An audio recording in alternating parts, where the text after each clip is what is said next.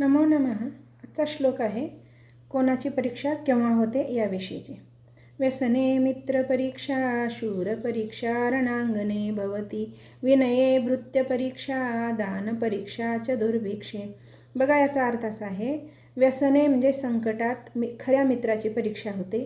शूराची परीक्षा रणांगणामध्ये तो गेल्यानंतर होत असते।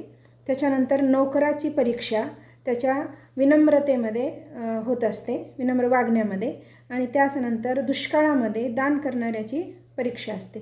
आता ह्या 4 गोष्टी तर आपल्याला सगळ्या समजल्यात, परंतु या कथेच्या माध्यमातून मी एक म्हणजे बघा, मित्राची परीक्षा संकटात कशी होते याविषयीचं कथा तुम्हाला मी सांगते। एका गावामध्ये विजय आणि अजय हे दोघे जिवलग मित्र होते। आणि विजय हा थोडासा म्हणजे किरकोळ होता आणि अजय जो होता थोडासा शरीराने लठ्ठ होता।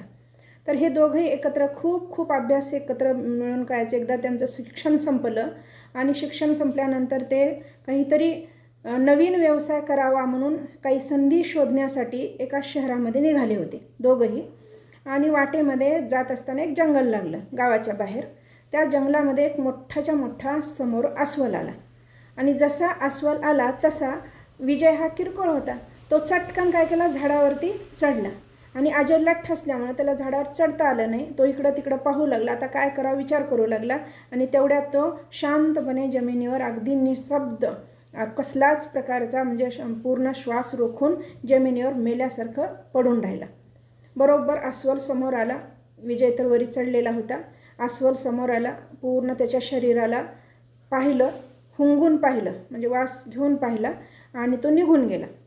निघून जसा अस्वल गेला तसा विजय खाली उतरला आणि हसत हसत त्या अजयला म्हणाला, अरे अजय, या अस्वलानं तुझ्या कानात काय सांगितलं?